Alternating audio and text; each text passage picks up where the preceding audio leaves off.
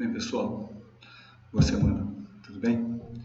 Hoje, nossa aula, eu vou discorrer sobre um assunto que está mais em voga no momento. Eu vou falar sobre os tipos de disseminação de doenças e depois vou passar um vídeo que eu baixei do repositório institucional da Fiocruz, que é a Fundação Oswaldo Cruz. Essa fundação, ela promove a saúde e o desenvolvimento social. Ela gera e difunde conhecimento científico e tecnológico. É um agente muito bom de cidadania. E para variar, ela é uma das mais, aliás, é a mais destacada instituição científica e tecnológica de saúde da América Latina. Bom, sobre esse vídeo eu falo depois. Bem, diante da atual crise da saúde global, surgem muitas dúvidas a respeito da utilização de 3 termos médicos existentes. E qual é o termo correto para se definir o que estamos vivendo? Uma vez que o uso incorreto ou de forma errônea desse termo pode causar, inclusive, histeria coletiva. A fim de compreender quais são as diferenças dos termos mais utilizados, é importante salientar que os 3 termos médicos que definem a disseminação de doença, pelo menos os mais utilizados, são surto, epidemia e pandemia. Vamos entender um pouquinho mais sobre isso. O que é um surto de uma doença? Esse é o mais inofensivo. A OMS, que é a Organização Mundial da Saúde, ela define como surto o surgimento repentino de uma doença com uma constância mais alta do que o normal em determinada região. Por exemplo, em 2017, não sei se vocês lembram, surgiram inúmeros casos de febre amarela em Minas Gerais. Outra coisa, o que é epidemia? Por epidemia, a gente compreende como sendo um grande surto que afeta mais regiões, ou seja, ocorre quando há concentração de determinados casos de uma mesma doença em regiões do tipo município, cidade, do estado ou até mesmo de um país. Ao longo da história, ocorreram 7 grandes epidemias. Essas foram decisivas para a humanidade. Primeiro, tuberculose, varíola, gripe espanhola, tifo, sarampo, malária e, por fim, a AIDS. No Brasil, por exemplo, a primeira epidemia relatada foi a varíola. Você conhece essa doença? Bom, a varíola, ela foi responsável pela infecção e morte de aproximadamente 300 milhões de pessoas entre os anos de 1896 e 1980. Essa doença, ela era transmitida por via aérea, provocada por um vírus com um nome muito esquisito, tá? E seus principais sintomas eram febre, mal-estar, fadiga, dores pelo corpo, manchas avermelhadas, vômitos e náuseas. Além disso, ele criava as pústulas. Pústulas são aquelas bolinhas de pus, que quando você estoura sai pus, ou às vezes sai sangue, e depois essas bolinhas formam até mesmo cicatrizes. Para a varíola, criavam cicatrizes mesmo. No Brasil, a primeira epidemia de varíola foi em 1953. Veja bem, o Brasil foi descoberto em 1500. E a varíola a primeira epidemia foi em 1563, matando milhares de indígenas na época. No Rio de Janeiro, somou mais de 3 mil vítimas. Essas vítimas eram índios, basicamente índios e negros. Ademais, foi a doença epidêmica que registrou maiores números de surtos nos primeiros 15 anos da nossa República. No entanto, felizmente, após uma campanha de vacinação feita através da OMS, a Organização Mundial da Saúde, a varíola foi considerada erradicada em 1980. Entretanto, um ponto muito importante deve ser considerado quando a gente fala de epidemia. Por exemplo, atualmente, a negligência social às medidas preventivas, como as vacinas, configura-se como um dos casos mais graves e exerce grande influência no retorno de epidemias já consideradas eliminadas. Por exemplo, não sei se vocês lembram, em 2019, o ano passado, foram registrados mais de 18 mil casos, sabe do quê? De sarampo.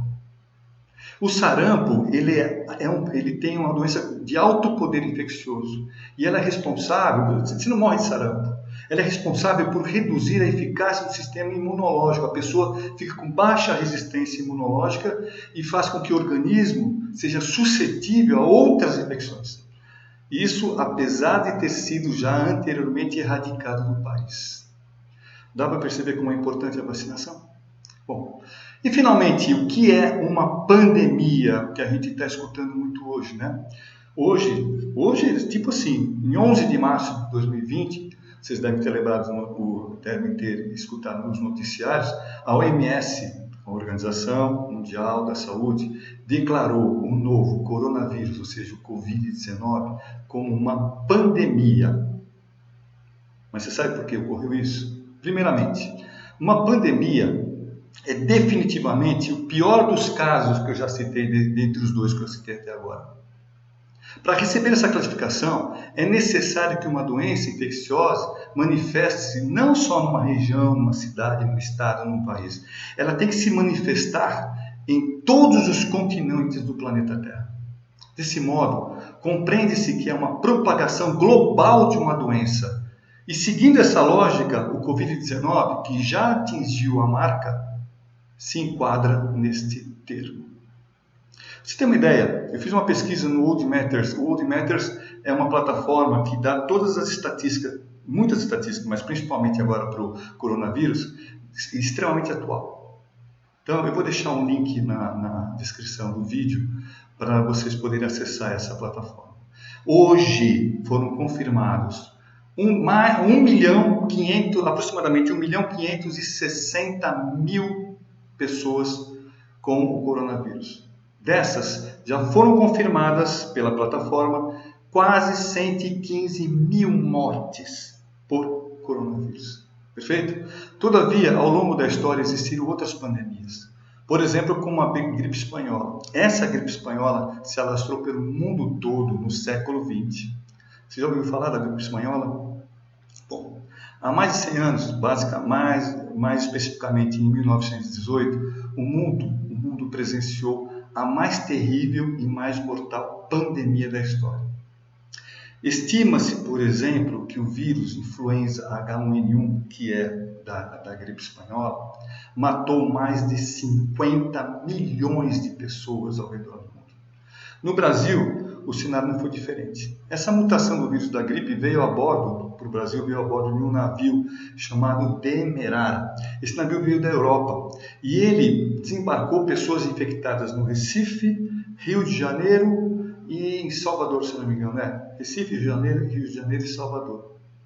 A gripe espanhola, nesse momento, ela mostrou efetivamente a precariedade do sistema de saúde do Brasil e a incapacidade do governo em lidar, na época, pelo menos, com a enfermidade. Registraram-se, por exemplo, aqui no Brasil, mais de 35 mil mortes, incluindo a do presidente eleito Rodrigues Alves. Vocês não devem lembrar, porque provavelmente em história vocês não tiveram isso, mas Francisco Paulo Rodrigues Alves foi o 5º presidente da República Brasileira. Ele assumiu o mandato, naquela época, hoje o presidente assume dia 2 de janeiro, início do ano, mas naquela época, como é uma república, o presidente assumia sempre dia 15 de novembro. E esse cara aí, o Rodrigo Alves, assumiu em 15 de novembro de 1902. Bom, de qualquer forma, vale lembrar, em momentos de crise mundiais de saúde, é importante que todos os cidadãos, façam a sua parte para combater a enfermidade e respeitem principalmente as normas e protocolos de segurança determinados pelos órgãos de saúde do Estado. Eu sempre bato do Estado porque do Estado é diferente do governo. Perfeito? Bom, assim como no caso do novo coronavírus, as principais recomendações para evitar a propagação do vírus são atentar-se à higiene das mãos e 2, manter-se longe de aglomerações. Perfeito? Bom, visto isso, agora a gente vai assistir o vídeo. O nome do vídeo é A História da Saúde Pública no Brasil, 500 anos na busca de soluções. Esse vídeo ele foi produzido pela Vibe Filmes, foi dirigido por Silvia Jardim, ele foi distribuído pelo Vídeo Saúde, que é uma distribuidora da Fiocruz, e foi produzido em 2015. Então, como foi produzido em 2015, algumas logomarcas de governo do Estado, governo do Brasil, elas estão um pouquinho diferentes da de hoje, tá certo? Essa história, ela começa com a chegada dos colonizadores portugueses, quando os problemas sanitários ficaram mais graves e começamos a busca de soluções para as questões de saúde dos brasileiros. Ela vai passar pelo Brasil Colônia, Brasil Império, Brasil República.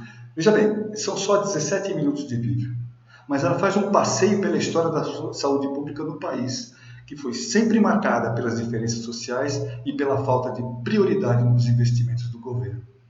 Apesar de muitos avanços e conquistas, continuamos, na busca de soluções. Vamos ver o vídeo? Vamos lá!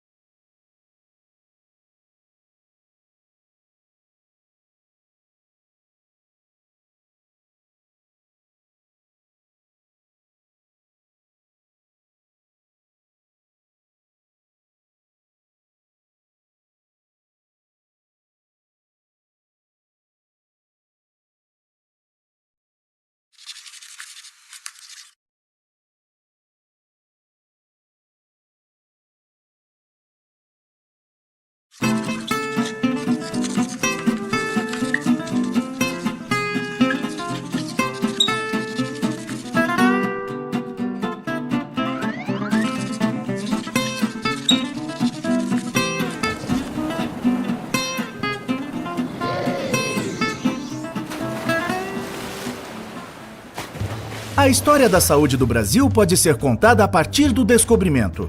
Claro, os índios já padeciam de algumas enfermidades, mas os problemas ficaram mais graves com a chegada dos colonizadores. Foi lá, 500 anos atrás, que começamos a busca por soluções para as questões de saúde dos brasileiros. Terra vista!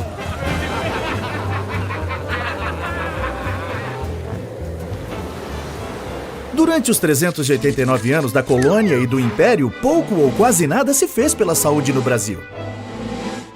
Já naquele tempo, o acesso aos tratamentos variava de acordo com a classe social. Os pobres e escravos viviam em condições muito duras e eram os primeiros a cair por terra.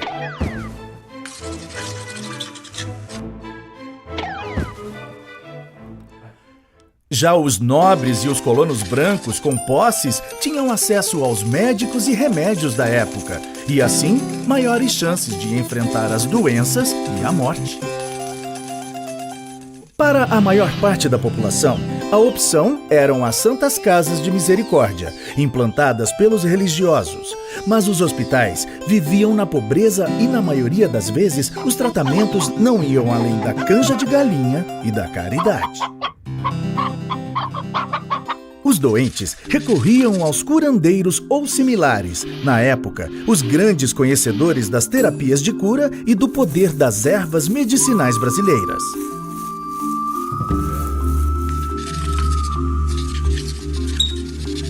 Vou curar vosso ser. Após a independência, Dom Pedro I realizou as primeiras mudanças significativas para melhorar a saúde do povo. Transformou escolas em faculdades, criou órgãos para vistoriar a higiene pública, delimitou funções para os praticantes da medicina. Mas as medidas foram pouco eficazes, do tipo para inglês ver. O Império terminou com o agravamento das condições de saúde e o Brasil continuou com a imagem de um país doente, onde viver era um risco, um verdadeiro purgatório. Eu é que não vou para o Brasil, rapá. Lá tem muita doença. A República trouxe novos ares e esperanças de avanços na saúde. Agora sim, com a República, a saúde do povo vai melhorar. Com o fim da escravidão, o Brasil passou a depender da mão de obra dos imigrantes para o trabalho nas lavouras de café e nas fábricas. Mas a fama de um país insalubre afugentava novos operários.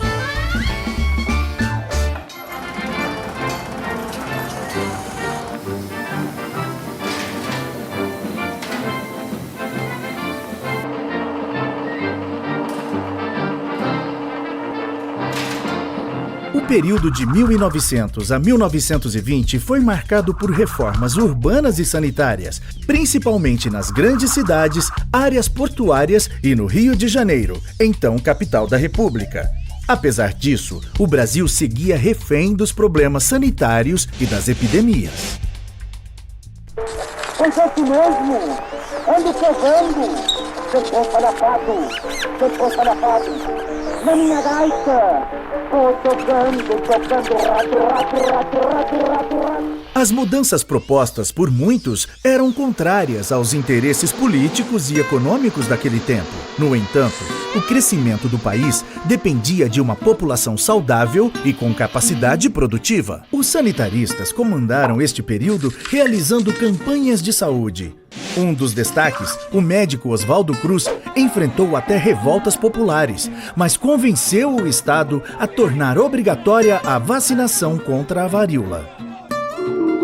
Tem no braço um tetão, chega assim e vamos mais, enfiando aquele nosso, para ver tudo mais. Mas a lei manda pro povo, o coitado do freguês, vai bebendo na ficção, interroga a As campanhas chegaram até os sertões do país, divulgando a importância do cuidado com a saúde no meio rural.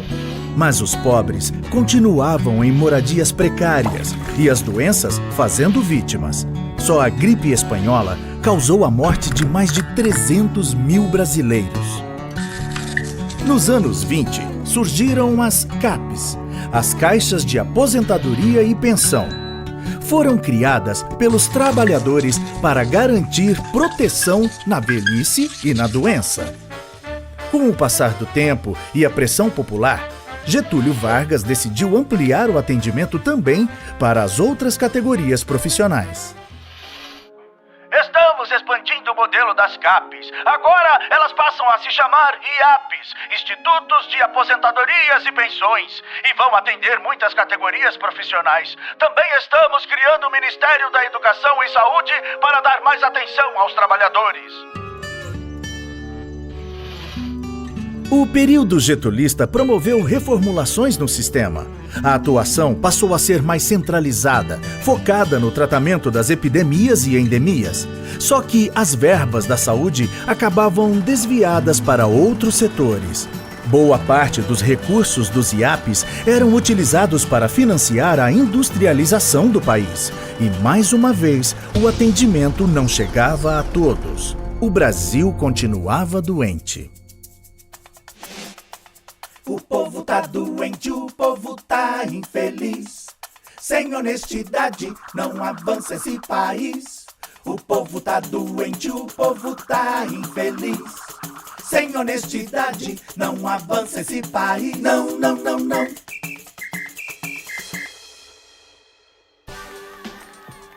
A Constituição de 1934 proporcionou aos trabalhadores novos direitos, como a assistência médica e a licença gestante. Até que em 1943 veio a CLT, Consolidação das Leis do Trabalho, que além dos benefícios à saúde, criou o salário mínimo e outras garantias trabalhistas.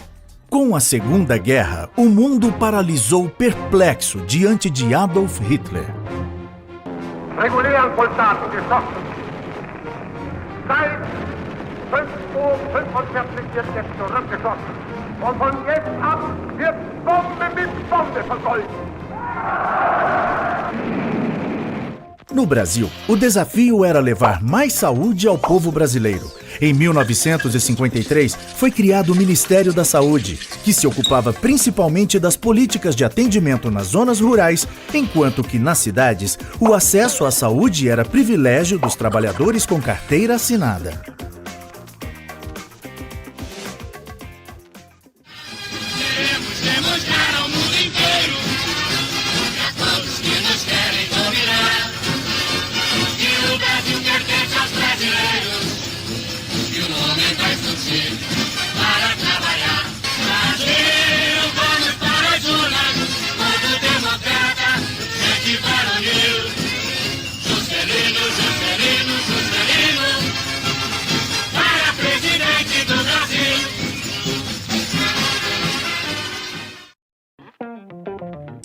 O presidente JK estava muito ocupado em construir a nova capital e dar impulso à industrialização.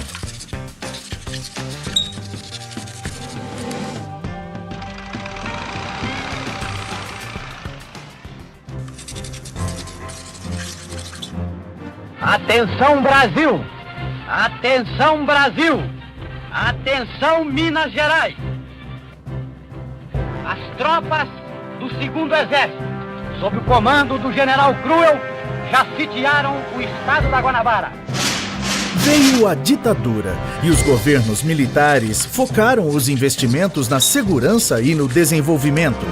Mais uma vez, a saúde sofreu com a redução das verbas. E doenças como a dengue, meningite e malária se intensificaram. Diante das epidemias e do aumento da mortalidade infantil, o governo foi atrás de soluções. Em 1966, nasceu o INPS, com a missão de unificar todos os órgãos previdenciários que vinham funcionando desde 1930 e, claro, melhorar o atendimento médico. A atenção primária cada vez mais era vista como responsabilidade dos municípios e os casos complexos ficavam a cargo dos governos estaduais e federal. Nos anos 70, o FAS, um fundo composto por recursos da loteria esportiva, destinava parte do dinheiro para a saúde. Acho que isso é uma zebra. Mesmo assim, no auge do milagre econômico brasileiro, as verbas para a saúde representavam apenas 1% do orçamento geral da União. A piora nos serviços públicos deu força para o crescimento dos grupos privados e os brasileiros entraram na roda viva dos planos de saúde. Saúde virou sinônimo de mercadoria. A 8ª Conferência Nacional de Saúde, em 86, ampliou os conceitos de saúde pública no Brasil e propôs mudanças baseadas no direito universal à saúde com melhores condições de vida. A forte presença de organismos internacionais também abriu os olhos da sociedade para o valor de ações de saneamento, medicina preventiva, descentralização dos serviços e participação nas decisões. O relatório produzido durante a 8ª Conferência foi tão importante que serviu de base para a elaboração do capítulo de saúde da Constituição de 88 e para a criação do SUS, Sistema Único de Saúde.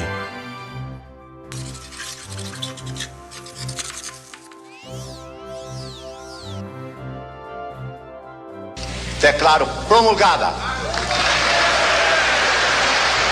o documento da liberdade, da dignidade, da democracia, da justiça social no Brasil.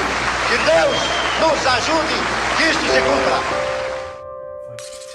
Embora ainda com participação do setor privado, o SUS estabeleceu o princípio de um sistema de saúde gratuito e de qualidade para todos os brasileiros.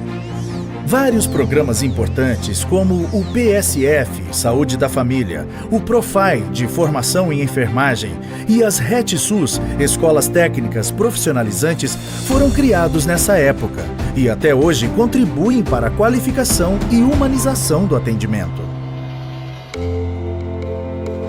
O Brasil mudou de patamar na saúde pública. Os avanços são inegáveis, mas os desafios continuam imensos. Até hoje, o SUS não recebe verbas suficientes e isso tem reflexos diretos na qualidade do atendimento. A saúde também segue sofrendo as consequências da corrupção e do gigantismo do Brasil.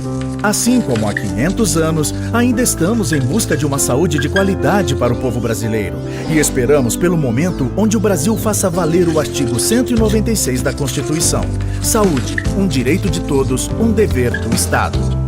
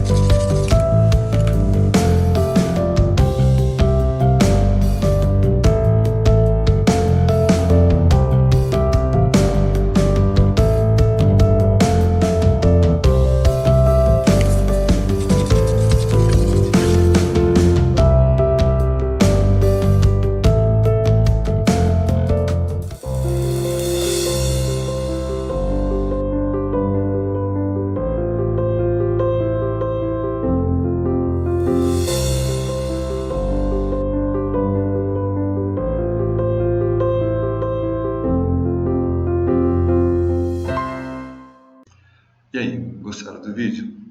Pois bem, agora a avaliação dessa aula se dará da seguinte forma. No enunciado da primeira questão em nossa plataforma existe um link para que vocês façam uma pesquisa sobre determinado assunto. E após a pesquisa, façam um relatório e enviem para o e-mail lá colocado também. E depois respondam o restante das questões. Não esqueçam, por favor, de clicar no botão enviar, ok? Tá bom, pessoal. Um abraço e até a próxima aula, se Deus quiser. Até mais.